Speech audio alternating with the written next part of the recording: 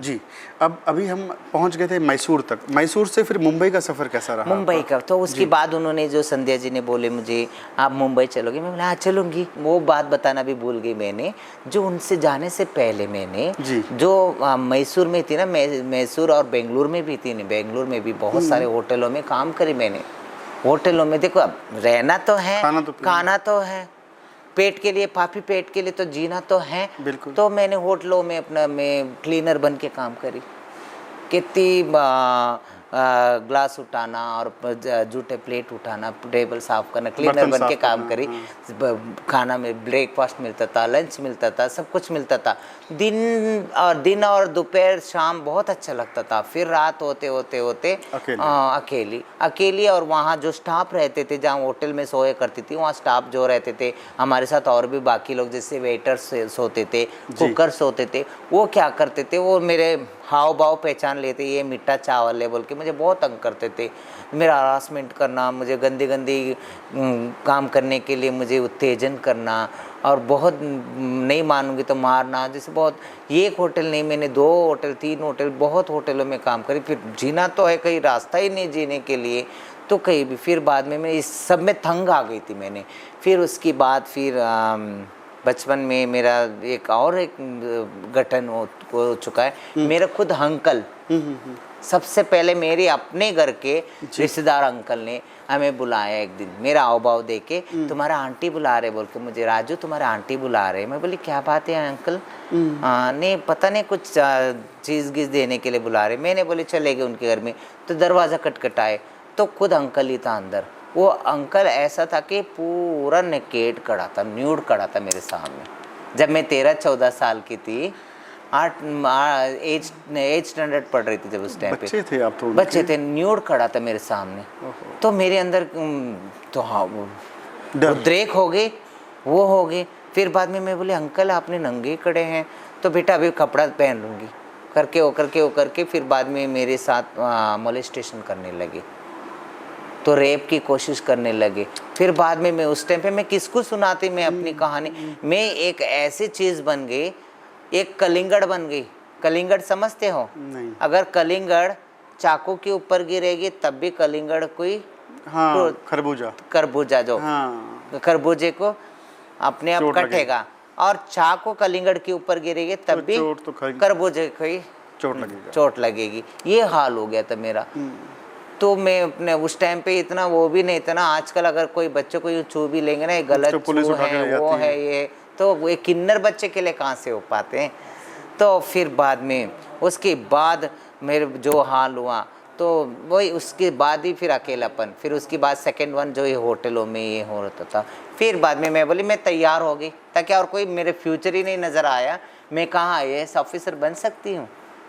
चारों तरफ घूम के देखेंगे, कोई फ्यूचर नहीं नज़र आ रहा था। फिर उसके बाद मैंने क्या करी, मैं आज ही मैं चलूँगी मम्मा, गुरुजी में चलूँगी। फिर उन्होंने लेके अपना मुंबई लेके आ गए मुझे जी। मुंबई लेके आ गए। मुंबई में रात के टाइम अपना हमने टैक्सी पे आए, जो वहाँ टैक्सी होती मुंबई में, टैक्सी पे आए। उन्होंने फ्लैगलाइन रोड, ग्रैंड रोड के अंदर लेके आए। क्या चमक दमक देखी चारों तरफ, छोटे छोटे उम्र की लड़कियाँ, बड़े उम्र की औरतें, और उससे बड़े उम्र की औरतें छोटे छोटे कपड़े पहन के है कमान हेलो है वहाँ बोल के बुला रहे। कामाटीपुरा में ये चमक धमक। मैं बोली ये कौन से एरिया में? बोली आंटी गुरुजी आप यहाँ क्यों लाए हो, ये अलग सी लग रही हो। तो उन्होंने फिर उनका तेवर बदल गए मुझे देखे, बोले अच्छा कैसा लग रहे तेरे को? मैं बोली अलग ही लग रहे। बोले तो कैसे लग रहे? अलग ही लग रहे ना, कोई बात नहीं है, चल मेरे साथ बोल के उन्होंने। बोली हाँ इनके तेवर कैसा बदल गए। जब ले आने के पहले तो जब मैसूर में तो कितनी प्यार से बात कर रहे थे, तो मैं पूछ लिया गुरुजी आप मैसूर में तो कितनी प्यार से बात कर रहे थे, तो यहाँ कैसे बात कर रहे हो आपने? तो उन्होंने थप्पड़ मारे मेरे को, चुप जा बहुत बोल रही। मैं बोली तब समझ गई वो ये मुझे यहाँ बेचने के लिए लाए होंगे। उस टाइम कितनी उम्र थी आपकी? मेरी 16 होंगी शायद, 16 ईयर्स, ताकि वहाँ मैं 1 साल में वहाँ काटी थी 14 साल के बाद मैंने। मतलब 16 साल में 16 साल में, हाँ जी 16-17 साल के बेचे नहीं है उन्होंने। अच्छा। मुझे लेके आए, लेके वहाँ एक्चुअली ये किन्नर ऐसे हैं वहाँ,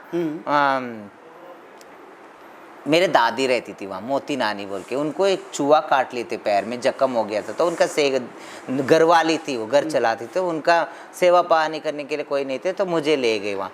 फिर बाद में ले गए तो वहाँ सब तैयार हो रही, तो मेरे गांव के बहुत सारे वहाँ पहले ऑलरेडी गए थे किन्नर। वो सब देख के हमारे कन्नड़ा में बोले, ओ एलिंदा बंदो, ओ ये निम्बे हಣ್ಣಿನ ಹುಡುಗಿ ಬಂತು नोड़ो बोल के गाना गाने लगे। मुझे देखे, मैं बोली ये हमारा कन्नड़ा भाषा की गाना गा रही है, तुम सब कन्नड़ा के। फिर अपना दिल मिल गई, गुल गई।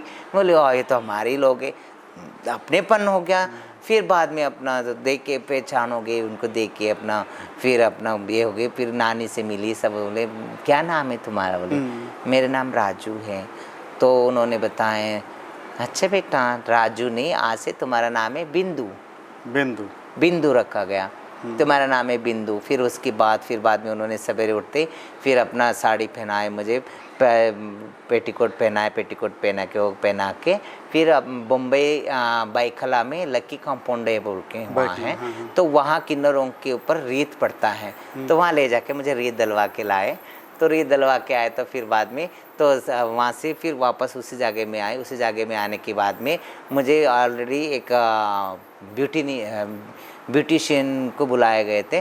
तो वो आने के बाद मेरे पैरों के हाथों के सब वैक्स करवा के फिर बाद में पापर लड़की बना के फिर छोटे छोटे कपड़े दिए पहनने के लिए। फिर मेकअप करके जाओ खड़े हो जाओ, खड़ी हो जाओ, ताकि 16-17 साल की थी, अरमान भी तो था। हाँ। मैं कपड़ा पहनूंगी, मैं वो पहनना, ये पहनना। हाँ, जो बचपन का अरमान था, जो सपने में जो देखा करती थी, वो अभी सामने आ गई। मैं बोले ला कोई बात नहीं, कोई डर नहीं है, कोई फ्यूचर ही नहीं नजर आ रहा है, या मम्मी पापा का डर नहीं है, मेरे भाई लोगों का डर नहीं है, या कोई हमारे आस पड़ोस वाले देखेंगे या वो देखेंगे, कोई डर नहीं था। तो अपने पहन ली, सब कुछ करके अपने पहन के खड़ी हो गई। तो खड़ी होने के बाद में फिर बाद में वहाँ ये हाल है कि वहाँ कोई सीधा नहीं आता है, तो देखते ही बुलाते ही कमान कमान कमान, जो आते जाते हैं उनको कमान कमान कमान। तो उनको देख के वो बोलते 20 रुपीज़ ओनली, 20 रुपीज़, चलना चलना चलना बोलेंगे। बोले दिल नहीं चलेगा तो क्या करेंगे, वहाँ खोड़ है किन्नर का, देखें करके पैसे यहाँ अंदर जो जेब में रखते ना, जैसे एक चोर जोब होता था अंदर, उसके अंदर ज़्यादा पैसा होता है, हे कोती अड़ियल टप्पर, मतलब बहुत ज़्यादा पैसा है। अच्छा। हाँ बोले तो ये करती है, एक है चलना चलना बोले तो नहीं चलेगा, तो एक आगे से यूँ पकड़ लेगा, तो पीछे से 20 जन जो खड़े रहते वो धक्के देते, तो सीधा ऊपर आके वो रूम में कस्टमर वही रूम में ठप बोल के बैठा के फिर बाद में उसके पास अगर 10,000 हो तो 8,000 चोरी कर लेंगे, 2,000 कर लेके रख के उसके पीछे एक लिपस्टिक की निशान लगा के मार्क लगा के भेजते। मतलब मार्क वो है कि इसके ऊपर हमने निकाल लिए पैसे। होशियार, दूसरों को होशियार बताना, मतलब वो मार के वो फिर बाद में करके अपना भगा देना। फिर बाद में जो धक्के देते ना उनको, उसमें से थोड़ा थोड़ा हिस्सा मिलता है, मतलब थोड़ा थोड़ा हिस्सा मिलता है। ऐसे कर करके मेरे को तो हिम्मत नहीं होता था। मैंने बोली नानी आप लोग तो चोर है, मैं नहीं करूँगी बाबा, ये सब तो ये सब नहीं करना चाहिए, चोरी करके ऐसे भगा देते हो, वो करते हुए करते। बोले तो बोले उन्होंने नानी ने, बेटा इधर मेरी बात सुन, बैठ मेरे बच्चा, देख तू हमें चोर बता रही है, चल हम तो चोर है। ये जो आते इस उस समाज के लोग ये गलियों में आते क्यों आते, वो क्या वो चीज घर में नहीं मिलता क्या? सही बात है, ये हमारी चोट तो अगर वो घर से बाहर यहाँ पे नहीं आता लेता तो कैसे चोरी होती?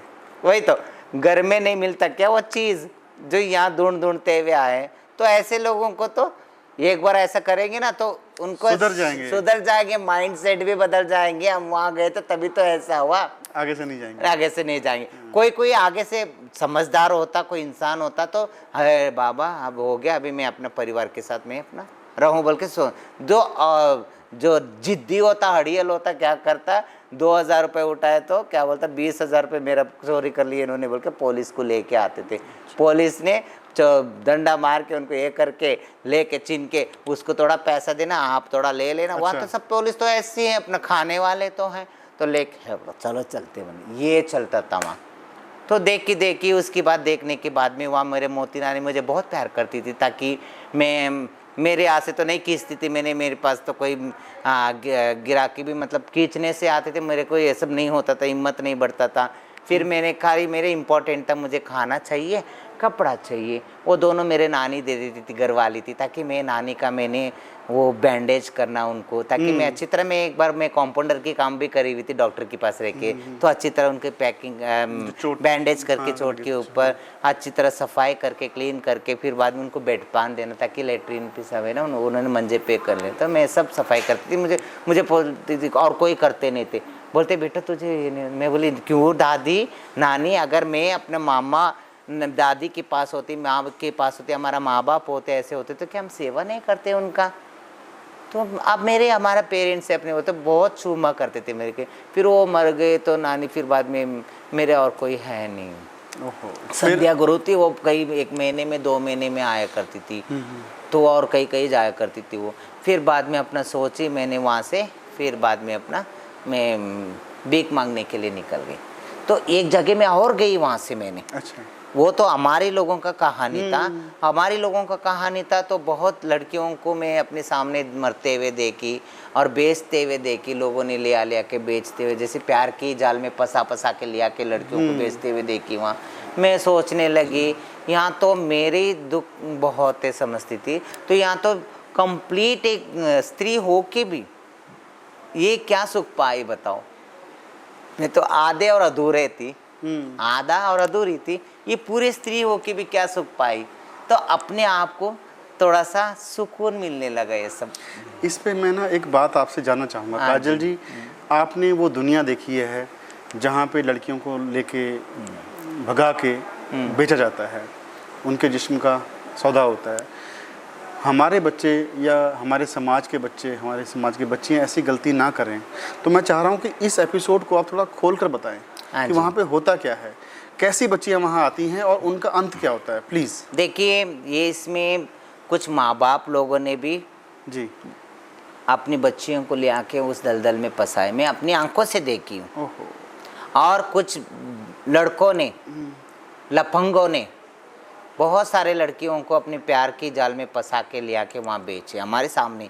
तो कितनी लड़कियों ने हमारे सामने केरोसिन डाल के मर गए, जहर खा के मर गए हमारे सामने, बहुत सारे। और बहुत सारे बच्चे ऐसे लोगों को ले आते थे, मैंने अपनी आंखों से देखी, ताकि वहाँ और कई बार निकलने नहीं देते ये सब बातें। छोटे छोटे लड़कियों को, 13-12 साल की लड़कियों को ले आते थे। तो अगर उनका बड़े ने मतलब जैसे वो कस्टमर को नहीं कर पाते थे, उनका यौन जो होता है ना, वजाइना जो होता है, वजाइना छोटा होते तो क्या करते थे, उसके अंदर नींबू डाल के बड़ा करते थे, दबा के। यहाँ तलक देखी हमने। मैंने एक बार क्या करी, तो वहाँ बांडुप में होता था, बांडुप सोनापुर बोल के, वहाँ बांडुप सोनापुर में होया करता था। वहाँ बहुत सारे ऐसे संस्था के लोग आते थे लड़कियों को अपना बचाने के लिए। तो जब वो सब आ जाते तो उनको इंफॉर्मेशन मिल जाता था, जिन्होंने लड़कियों को रखे। उसमें किन्नर भी शामिल थे वहाँ, ऐसे के बहुत सारे किन्नर ऐसे भी थे जो राक्षस के रूप थे, वहाँ राक्षस लोग थे वो लोग।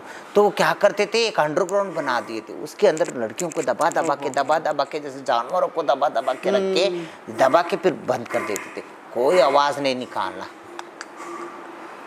फिर बाद में वो लोग जाने के बाद में निकाल देते थे। मैंने बहुत बार, एक बार मैंने क्या करी, तो मेरे देख नहीं पाई, फिर वो लोग आए, संस्था लोग आए, तो मैंने इशारा कर दी, वो देखो वहाँ है बोले। तो उन्होंने पहचान के अपना कॉल दिए, सब लड़कियों को ले गए। तो फिर बाद में उसमें से एक हिजड़ा देख लिया था मुझे। देखने के बाद में उन्होंने मेरे मारे थोड़े सब कुछ करके, फिर मेरे सर मुंडने के लिए खड़े हो गए। तो मैंने मेरे हाथ पैर भी बांध दिए थे। मैंने अपने आप को छुड़ा के मैंने अपना रातों रात भाग गई। रातों रात भाग के फिर बाद में मैंने अपना जो मंगती बोलते हैं, जो भीख मांगने का जो होता है, तो उस ग्रुप में मैं जुड़ गई। उस ग्रुप में जुड़ने के बाद में फिर उस ग्रुप में मैं अपना मंगती मांगते गई। तो मंगती मांगते तो वहाँ ऐसे कि जितने पैसे मांगते तो इतनी अपने डिस्टर्ब हो गए, तो नशा करने लगी मैं भी, शराब पीने लगी। शराब पी के पता नहीं कौन सी इसमें पड़ी हूँ, कहीं मोरी में पड़ी हूँ, कभी इसमें पड़ी हूँ। फिर भी मेरे अंतरात्मा रो रहा है कि मैं क्या करूँ, ये मैं कौन हूँ, मेरा क्या मंजिल है, ये सब समझ में नहीं आ रहा था। फिर बाद में मैं अपना 2-3 साल अपना मंगती मांगी। फिर एक दिन मुझे संध्या गुरु फिर दोबारा मिली, जिन्होंने वो लेके आए थे। जी